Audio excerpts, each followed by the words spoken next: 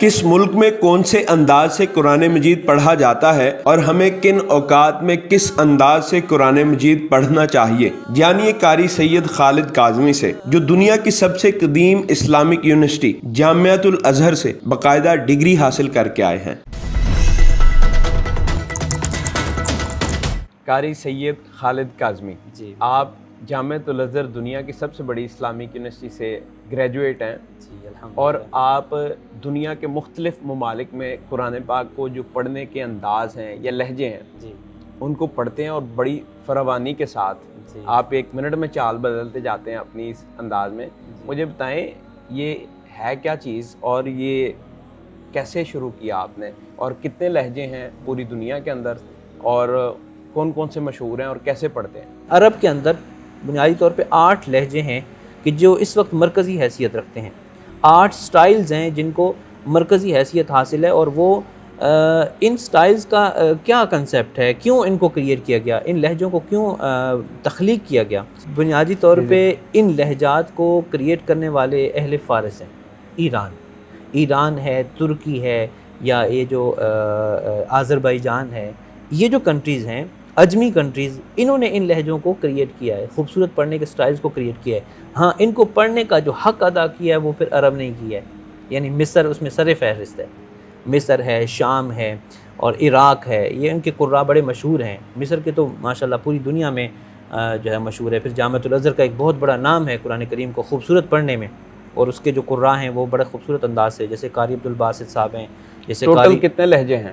جی total لہجے 8 ہیں، اور ان کی اگر آپ شاخیں بناتے جائیں، یعنی بعض دفعہ ایسے ہوتا ہے کہ آپ 2 لہجوں کو مکس کر کے ایک نیا لہجہ بنا دیتے ہیں، 3 لہجوں کو مکس کر کے ایک نیا لہجہ بنا دیتے ہیں، تو بنیادی طور پہ اساسی لہجے جو ہے وہ 8 ہیں۔ اب ان لہجوں کو آپ نے ہر جو ہے خاص کیفیت میں پڑھنا ہوتا ہے۔ مثال کے طور پہ جیسے آپ قرآن کریم کی وہ آیات پڑھ رہے ہیں جس میں اللہ رب العزت نے اپنی نعمتوں کا تذکرہ کیا ہے، اور جس میں جنتیوں کا تذکرہ کیا ہے، جس میں مومنین کو آزمائشوں کے بعد اللہ نے مومنین کو نوازنے کا تذکرہ کیا ہے، ان آیات پہ آپ کو وہ لہجے، وہ مقامات پڑھنے چاہیے کہ جو خوشی اور فرحت کے لہجے ہیں، یعنی بیسیکلی یہ ایکسپریشنز ہیں۔ جی بالکل ایسے ہی ہے، یعنی ان کو آپ جو قرآن کہہ رہا ہے، جو اللہ کہہ رہا ہے، آپ نے ان کو اسی انداز سے، اپنے انداز سے اسی طرح آپ نے بیان کرنا ہے۔ ہم اہل فن جو ہیں، وہ علم المقامات اس فن کا نام ہے، وہ کہتے ہیں کہ اگر آپ ایسا کرتے ہیں کہ جہاں پہ جہنم کا ذکر ہے وہاں پہ آپ خوشی کا تذکرہ کر دیتے ہیں، خوشی کے ایکسپریشن دے دیتے ہیں، اور جہاں پہ جو ہے وہ جہنم ہے وہاں پہ خوشی، اور جہاں پہ جنت ہے وہاں پہ غمی کا کر دیتے ہیں، تو یہ ناجائز ہے، اس طرح کرنا مناسب نہیں ہے۔ تو پھر اس وجہ سے یہ ایکسپریشنز بنائے گئے یا لہجے بنائے گئے؟ بالکل۔ تو کس ملک کے اندر کون کون سا لہجہ رائج ہے؟ میں چاہوں گا تھوڑا سا آپ پڑھ کے سنا دیں مجھے۔ سب سے پہلے ہم ذکر کرتے ہیں مکہ مکرمہ کا اور مدینہ منورہ کا، یعنی سعودی عرب کا۔ وہاں پہ حجاز لہجہ بڑا مشہور ہے، بڑا پڑھا جاتا ہے، بڑا سنا جاتا ہے۔ اذان بھی وہاں پہ مقام حجاز میں ہوتی ہے، دیگر مقامات میں بھی ہوتی ہے، مگر حجاز میں زیادہ کثرت سے ہوتی ہے۔ اس لہجے کی خاصیت یہ ہے کہ اس لہجے میں حزن بھی ہے اور چاشنی بھی ہے، یعنی مٹھاس بھی ہے اور حزن بھی ہے۔ میں آپ کے سامنے پڑھتا ہوں، بسم اللہ الرحمن الرحیم والضحی واللیل اذا سجی ما ودعک ربک وما قلی۔ تو یہ بڑا خوبصورت لہجہ ہے، یعنی مقام حجاز، مقام لہجے کو کہتے ہیں، یعنی لہجہ حجاز عرب میں زیادہ پڑھا جاتا ہے، اور عرب اس کو بہت پسند فرماتے ہیں۔ اب اسی طرح ہم آئیں اگر ترکی میں، تو ترکی مقام سیکا کو بہت پسند کرتے ہیں، اور سیکا مقام ایسا ہے کہ جو خوشی اور فرحت کو ظاہر کرتا ہے۔ اس میں آپ کو اکثر ان کے جو ایونٹس ہوتے ہیں خوشی اور فرحت کے، اس میں اس مقام کو وہ زیادہ کثرت سے پڑھتے ہیں۔ بسم اللہ الرحمن الرحیم والضحی واللیل اذا سجی ما ودعک ربک وما قلی۔ اس کا ایک انداز اٹھانے والا ہے، وہ سنیے گا۔ وَلَلْآخِرَةُ خَيْرٌ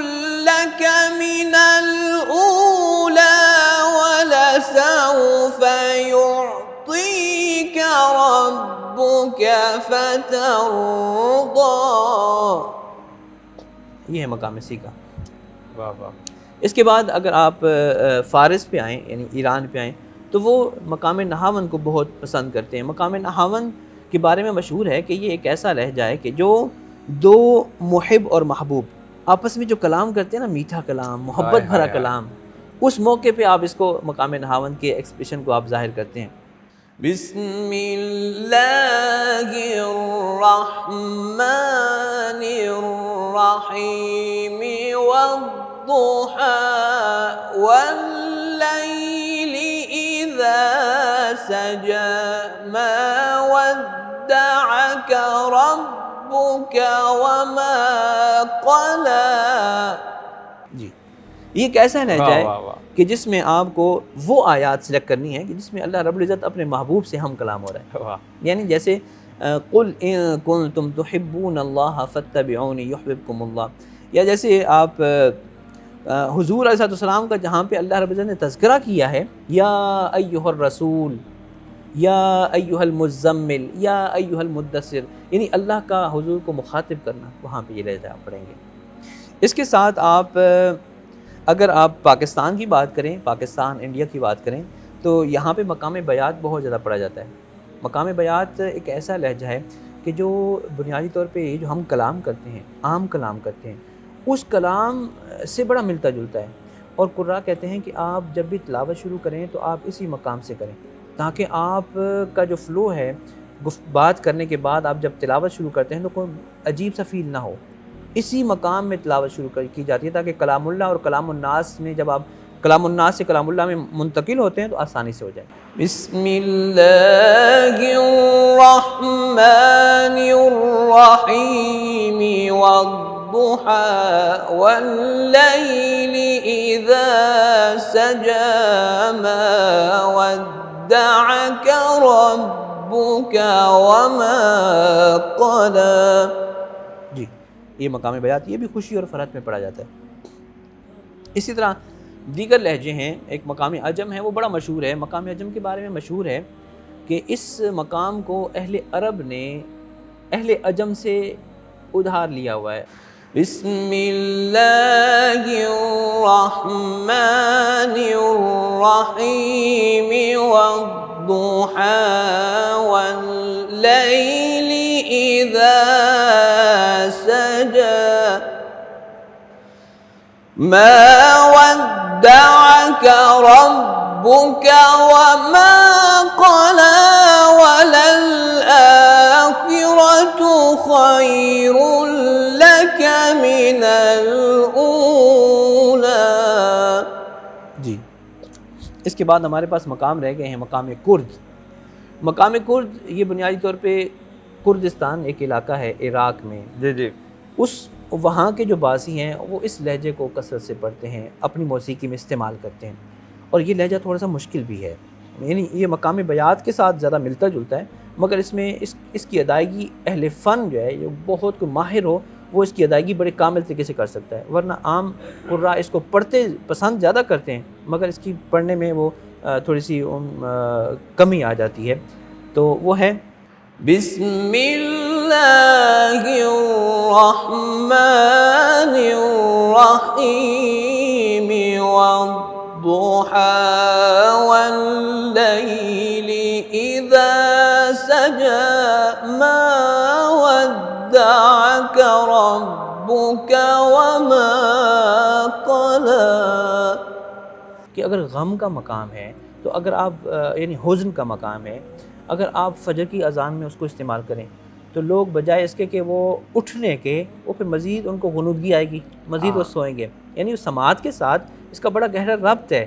تو آپ اس مقام کو پڑھیں جیسے مقام رست ہے جو بڑے شدت والا مقام ہے، جیسے اللہ اکبر اللہ اکبر اللہ اکبر اللہ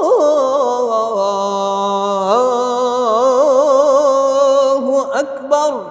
اب یعنی اس طرح جھنجھوڑ کے آپ اذان دیں فجر کے وقت تاکہ لوگ اٹھیں. ہاں لوگ اٹھیں. ایسا نہ ہو ایکسپریشن چیک کریں آپ. ایسا نہ ہو کہ وہ بڑا میٹھا انداز ہو، بڑا کیا کہتے ہیں کانوں لوری لگے اور وہ مزید سوئیں. مجھے کاظمی صاحب یہ بتائیں کہ ان کے باقاعدہ کوئی نوٹس ہوتے ہیں یا جس طرح ایک میوزک کے اندر ایک وہ ہوتی ہے سرگم سارے گاما پادھا نی سا، ان کو یاد کرنے کے لیے بھی کوئی نوٹس ہوتی ہیں یا کیا ہوتا ہے، کیسے یاد کیا جا سکتا ہے، یا صرف پریکٹس ہے بھائی ایک بندے کو آتا ہے یہ لہجہ تو چل بس تم سیکھتے جاؤ سینہ بسینہ جا رہا ہے، یا کوئی باقاعدہ ریٹن فارم میں ایسی کوئی چیز ہے، اور آپ نے کہاں سے اور کیسے سیکھا اور کتنی دیر لگی؟ بڑا کمال سوال ہے آپ کا ماشاءاللہ۔ ویسے ہمارے پاکستان میں اور اہل برصغیر میں یہ صرف سینہ بسینہ ہی چل رہا ہے، یعنی آپ نے مجھ سے سنا یہ سٹائل تو آپ نے پریکٹس کی، یا آپ نے کسی اور استاد سے سنا تو پریکٹس کی، اسی طرح پڑھنے لگ گئے۔ ویسے بنیادی طور پہ یہ علم وہی ہے جیسے آپ فرما رہے تھے، جیسے پاکستانی موسیقی میں یا برصغیر کی موسیقی میں سارے گاما پادھا نی سا ہے، سیم اسی طرح کے 7 سٹیپ وہ اہل عرب کے ہیں موسیقی کے، وہ ہیں دو رے می فا سو لا سی دو، یہ 7 سٹیپ ہیں ٹوٹل، سارے گاما پادھا نی سا، ٹھیک ہے، یہ بھی 7 ہیں، اور یہ دو رے می فا سو لا سی یہ بھی 7 ہیں۔ تو یہ اسی موسیقی کے اعتبار سے جس طرح موسیقی کی وہ ایک رموز ہوتے ہیں، سیم یہ مقامات یا یہ جو عربی موسیقی ہے اس کے بھی سیم اسی طرح رموز ہوتے ہیں۔ اور میں نے جو اس فن کو سیکھا ہے میں نے ان تمام رموز کے ساتھ سیکھا ہے۔ میں نے اپنے استاد محترم شام کے تھے، جن کا تعلق شام سے تھا، محمد یاسین المراشلی، ان سے میں نے اس لہجے کو کیسے بنایا جاتا ہے یہ سیکھا ہے، آواز کے اتار چڑھاؤ کو کیسے آپ نے ایڈجسٹ کرنا ہے۔ اور میں اب پاکستان میں آ کے پہلا شخص ہوں کہ میں نے ان لہجات کو اس پیٹرن کے مطابق، تھیوری کے مطابق میں اس کو ٹیچ کر رہا ہوں۔ یہ لکھ رہے ہیں کہیں پر یا ٹیچ کر رہے ہیں آپ؟ بالکل ٹیچ کر رہا ہوں، اور باقاعدہ یہ اس کو پڑھا رہا ہوں، میرے پاس ریٹن شیپ میں بھی ہے، سلائیڈز میں بھی موجود ہے یہ سارا فن۔ اور اگر کوئی آن لائن آپ سے لینا چاہے تو کیسے لے سکتا ہے؟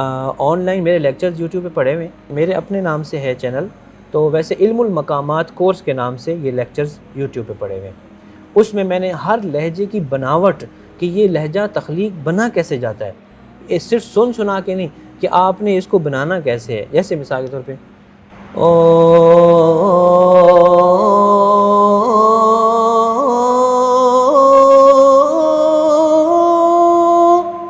ٹھیک ہے، یہ لہجہ مقام حجاز ہے،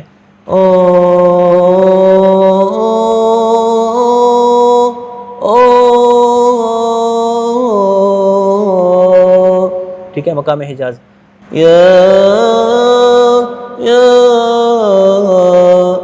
ٹھیک ہے، کہ آپ نے پہلی آواز کو کہاں تک اٹھانا ہے، پھر اس سے اگلی آواز کو کہاں تک اٹھانا ہے، یہ باقاعدہ ایک پیرامیٹرز ہیں کہ آپ نے پہلا سٹیپ جو ہے وہ 2 سینٹی میٹر کا آپ نے اٹھانا ہے، وہ جو پیانو پہ باقاعدہ ایک ہوتا ہے۔ اچھا، یہ بھی پیانو پہ پریکٹس کرتے ہیں آپ لوگ؟ بالکل، مگر یہ کہ ہمارے میں اس فن میں اور دیگر جو موسیقی اس فن میں یہ فرق ہے کہ ہم اس کو سیکھتے تو ہیں پیانو پہ، مگر کبھی اس کو استعمال تلاوت کے دوران نہیں کرتے۔ اچھا، یہ پاکستان میں اگر آپ پیانو لے کے بیٹھ جائیں قاری صاحب کوئی، یہ تو یہاں تو فتوے لگ جائیں گے جناب، جینا مشکل ہو جائے گا بندے کا۔ اس فن کے بارے میں علماء کی 2 رائے پائی جاتی ہیں۔